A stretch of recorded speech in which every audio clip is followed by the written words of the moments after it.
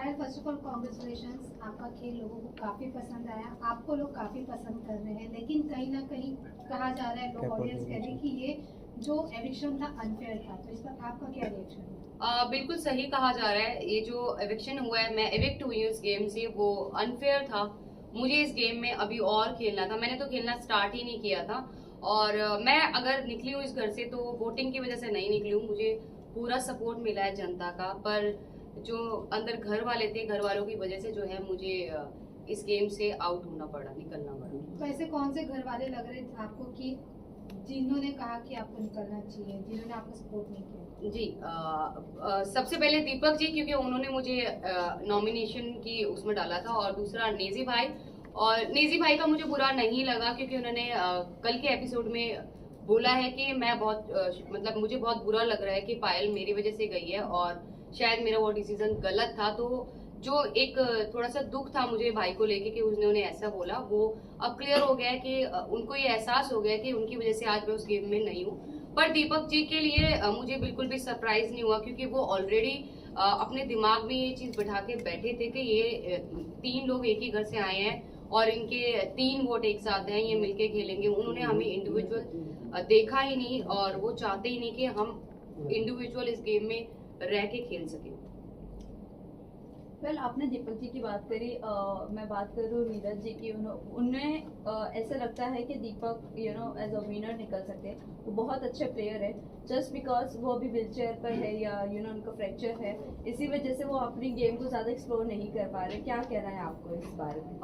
मेरा कहना ये है, दीपक जी बहुत ज़्यादा एक्सपीरियंस्ड है, उनको चीज़ें बहुत ज़्यादा पता है हम लोगों से ज़्यादा, ठीक है। पर जो उनकी मेडिकल कंडीशन है उसकी वजह से वो उस गेम में अपना जो उनको देना चाहिए वो नहीं दे पा रहे हैं। वो मेडिकल कंडीशन की वजह से बेड पे रहते हैं, उनको बेड से उठा के मेडिकल रूम तक ले जाने के लिए भी 2 लोगों की जरूरत पड़ती है।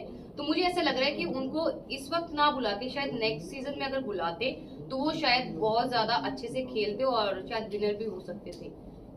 पर इसी के साथ साथ ये भी जानना चाहेंगे, शिवानी का और अरमान जी का जब फाइट हुआ था उस दिन मॉर्निंग में, अगले दिन मॉर्निंग में सना मकबूल, पलोमी और शिवानी बैठी थी और अरमान सामने की तरफ बैठे थे आप लोगों के बीच में। तब शिवानी को उन्होंने ये कहा था कि ये इंसान पर भरोसा नहीं करना, और वहीं हम दूसरी तरफ सोशल मीडिया पर देख रहे कि शिवानी ऑलरेडी एक ब्लॉग बना चुकी है अरमान जी के साथ।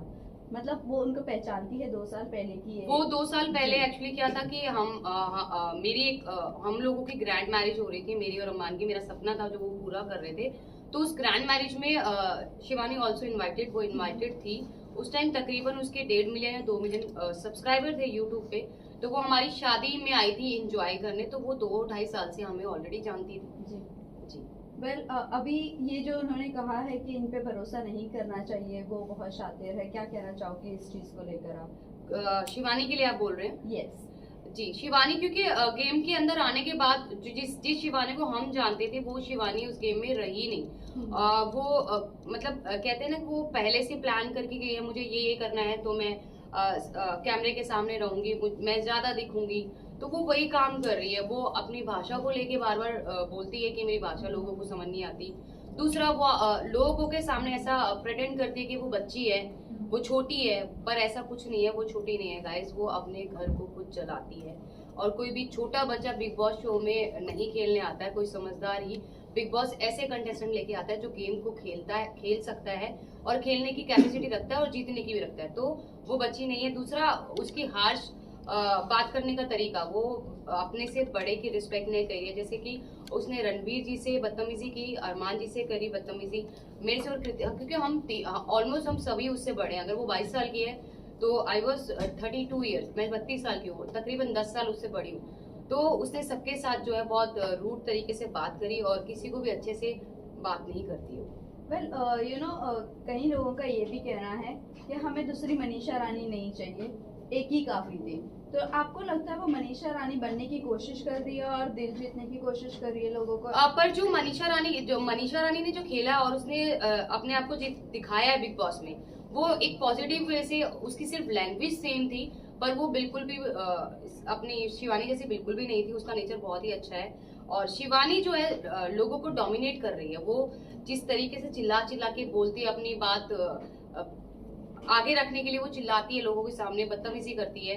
जैसे बहुत सारे लोग, ऑलमोस्ट सभी लोगों से उसकी सिर्फ चंद्रिका और सना मकबूल और विशाल, शायद विशाल से भी उसका झगड़ा हो चुका है। ऑलमोस्ट सभी घर वालों से उसका झगड़ा ऑलरेडी हो चुका है। तो मनीषा ऐसी नहीं थी, मनीषा बहुत अच्छा पोलाइटली सबके साथ थी और बहुत अच्छा रिलेशन बना के गई सबके साथ। पर आप लोग, आपके रिश्तों के बारे में बाहर बहुत ज्यादा ट्रोलिंग चल रही है, आप आपके रिश्तों को क्या कहना चाहोगे? रिश्ते के बारे में लोगों को क्या कहना चाहोगे जिस तरह से बाहर लोग एक्सेप्ट नहीं कर रहे हैं? वही आपकी यूट्यूब पर आपके फैन फॉलोइंग जरूर होंगे, बट जब OTT पर आने के बाद वो चीजें लोग एक्सेप्ट नहीं कर रहे, क्या कहना है आपको इस बारे में? देखो, हमारा रिलेशन ऐसा है, मैं मानती हूँ कोई भी इस रिलेशन को एक्सेप्ट नहीं करेगा और समाज को बिल्कुल भी नहीं करेगा। पर बहुत सारी परिस्थितियां ऐसी हो गई थी हमारे रिलेशन में, हम लोग तीनों 1-1.25 साल के लिए अलग भी हो गए थे, हम सेपरेट भी हो गए थे, वो भी करके देख लिया था। पर जो बहुत सारी परेशानियां, तकलीफ हमने झेली है, मरने की कगार तक हम तीनों पहुंच गए थे, पर उन सबको समेट के हमने वापस अपने रिलेशन को बनाया है। और इस रिलेशन में आज इतना प्यार है कि दुनिया की कोई भी ताकत हम तीनों को अलग नहीं कर सकती है। पर इसी के साथ साथ हम समाज को ये मैसेज देते हैं कि हम लोग 2 शादियों को सपोर्ट कभी नहीं करते हैं, ना ही जिंदगी में कभी करेंगे। ये गलती अरमान जी से हुई है, वो ये चीज मानते हैं, उनसे ये गलती हुई है। बहुत सारे लोग बोलते हैं कि हम पॉलीगमी को सपोर्ट करें 2 शादियों को। नहीं जी, नहीं, हम बिल्कुल भी नहीं कर रहे हैं। हम अपने हर व्लॉग, हर न्यूज चैनल पे जब हम अपना इंटरव्यू देते हैं तो हर जगह बोलते हैं कि प्लीज हमसे ये गलती होगी, आप लोग ना करें, क्योंकि हमारे जैसा अंडरस्टैंडिंग, हमारे जैसा प्यार एक औरत और दूसरी औरत के बीच में नहीं हो सकता। पायल, अभी जिस तरह से आपने कहा कि बहुत ज़्यादा चीज़ें हुई आपकी लाइफ में, बहुत स्ट्रगल्स भी हुए हैं, अब जब आप बिग बॉस पर आते हो और इतना डार्क फेस को वापस से एक बार रिपीट किया जा रहा है, सेम चीज़ें रिपीट की जा रही है, ये कितना मेंटली टॉर्चर है? और इससे अभी उगना चाहोगे या वहीं पर वो सब मेमोरीज अभी रिकलेक्ट करते रहना? नहीं, बिल्कुल भी रिकलेक्ट नहीं करना। अब उस फेज को हम बिल्कुल भूल चुके हैं। पर क्या होता है ना कि आपकी कुछ चीजें, जो कुछ इमोशन जुड़े होते हैं आपकी लाइफ के साथ, तो वो उस समय के साथ भी हमारे थोड़े, मेरे अलग है, अरमान के अलग है, कृतिका के अलग है इमोशंस हैं। वो जब कोई बिल्कुल अंदर घुसता है ना तो एक डार्क फेस याद आता है और वो थोड़ा इमोशनल हो जाता है। तो लेकिन अब उस लाइफ को हम बिल्कुल भी याद नहीं करना चाहते और बिल्कुल भी नहीं उसके बारे में बात करना चाहते। Last question. इवन पायल, अभी आप घर से बाहर हो चुकी है, आप अपने बच्चों के साथ है, लेकिन आप अरमान को कितना मिस करेंगी? क्योंकि अभी वो तो घर के अंदर ही है। अरमान जी घर के अंदर है, मैं उनको मिस नहीं करूंगी, क्योंकि मैं उन्हें रोज 24 आवर्स लाइव देखूंगी और उनके हर एक जितने भी एपिसोड्स आएंगे वो देखूंगी, उनको मिस नहीं करूंगी, क्योंकि ऑलरेडी उनके पास कृतिका है उनके सपोर्ट के लिए, पर बाहर से फुल सपोर्ट दूंगी। जितने भी लोग मुझे यहाँ पे देख पा रहे हैं, आप लोगों ने मुझे बहुत प्यार दिया, मुझे बहुत सपोर्ट दिया। मुझे पता है मैं जो है, नॉमिनेशन मेरी अगर हुई है तो वोटिंग की वजह से नहीं हुई, मुझे फुल सपोर्ट मिला है घर वालों की वजह से मैं बाहर आई हूँ। मैं यही कहना चाहती हूँ जाते जाते कि आप लोग जी भर के, दिल खोल के अरमान और कृतिका दोनों को वोट कीजिए और उनकी आगे की पर्सनैलिटी आपको जो है गेम में देखने के लिए मिलेगी कि वो जेन्युइन है कि नहीं है। वन लास्ट, जाते जाते लास्ट क्वेश्चन, जिस तरह अभी आपने मेंशन किया था, एक प्यार को पाने के लिए आपने अपनी फैमिली को खो दिया था, अब आपकी फैमिली का क्या फीडबैक है जब बिग बॉस से बाहर आ गई हो? मेरी फैमिली का कोई फीडबैक नहीं है और मुझे नहीं लगता कि उनको मेरे फेम से, मेरे पैसे से कोई लेना देना है, क्योंकि ऑलरेडी फेम मेरे पास है, लोग मुझे जानते हैं, मेरे यूट्यूब से, मेरे इंस्टा से लोग मुझे जानते हैं। अगर ऐसा कुछ होता तो वो 13 साल में वेट नहीं करते मेरे पास आने के लिए। तो ये बिग बॉस OTT से उन लोगों को कोई फर्क नहीं पड़ने वाला। Thank you so much. Thank ma'am you. Photo करा दो।